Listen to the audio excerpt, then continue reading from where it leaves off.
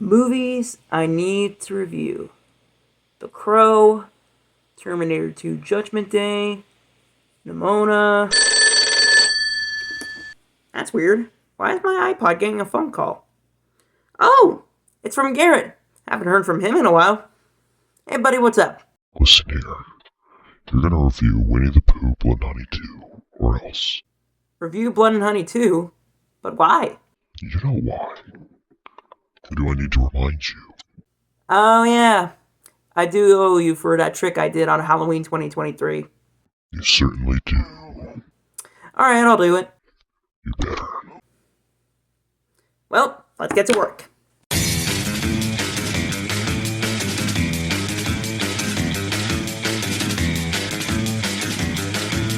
Hey guys, Joel here.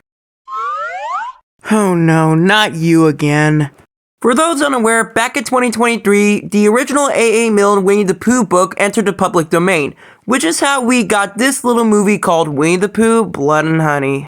And if I have to summarize this entire movie, it'd be like that one scene from the original Jurassic Park.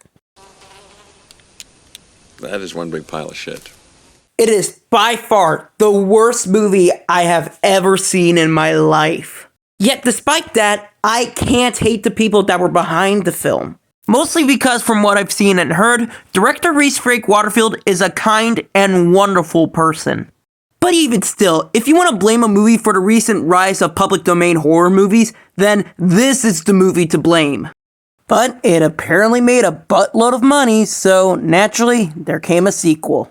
Oh, and apparently we're getting a cinematic universe revolving around these public domain horror films. What? We're getting a Bambi horror movie, a Peter Pan horror movie, and a Pinocchio horror movie. But let's not worry about them right now, and let's focus at the matters at hand. So is this Blood and Honey sweet as can be, or will it just be what the last film was? That is one big pile of shit. Let's find out. So the story here is as simple as it can be. Not wanting to live in the shadows any longer, Winnie the Pooh, Piglet, Owl, and Tigger take their fight to the town of Ashdown, leaving a bloody trail of death and mayhem in their wake. And let me just say, this story is 1,000 times better than the original film. Ironic because, as it turns out in the movie, the first film doesn't exist in this continuity. Yeah, they explain why Christopher Robin and Winnie the Pooh are played by two different actors, and why this movie looks remarkably better than the original film. It does the whole movie within a movie trick that something like Scream 4 did, where the opening of that movie was the opening of the in-universe movie, Stab 7. That said though, I don't think the story entirely worked for me. Mainly with how serious they want you to take the story. I mean, let's take a look at another horror movie that has a childhood icon as a horror movie villain. The main one.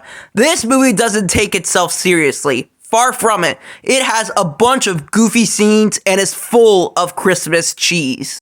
If you're going to base your horror movie off of a childhood icon, it should at least be silly or goofy. Blood and Honey 2 was not. Another thing that didn't work for me were the characters, mostly because they were just forgettable. And in the case of Piglet and Tigger, completely wasted potential. I mean, Tigger's whole thing is just him just swiping around and calling people bitch. Better watch where you go, bitch. Now why does that sound familiar? Welcome to my world, bitch. You're not getting extra points from me just by being a clone of one of my favorite movie villains of all time. Just saying. So yeah, there are some things that definitely need work in this film. But call me crazy, but I actually enjoyed this film despite those flaws. The first thing I need to praise about this movie is Scott Chambers' performance as Christopher Robin. I might be like a little bit weird, right? Big bit. Big bit? Really? You wouldn't think that this movie would have any good acting in the slightest, but no, Scott Chambers here really goes for it.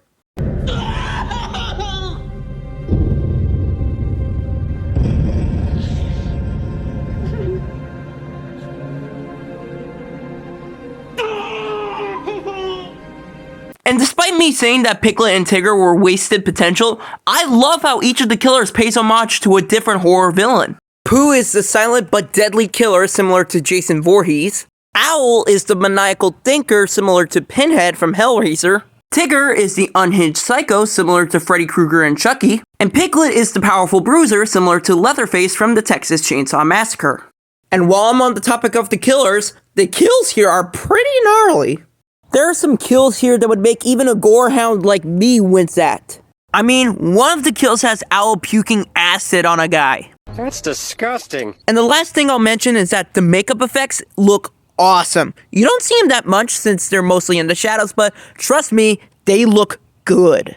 Like, you can now tell that Pooh Bear and Piglet are meant to be humans mixed with animals, not humans with a mask on. So yeah, I'm genuinely surprised I like this film. It's not groundbreaking or perfect, but it's watchable and it's good. I am now curious to see what Reese Frick Waterfield has in store for the other movies in the Twisted Childhood universe. Overall, I'll give Winnie the Pooh Blood 92 a 7 out of 10. Thank you guys so much for watching this video. If you enjoyed it, please like, comment, subscribe, and even share the video around. Take care, you guys, and I'll see you next time.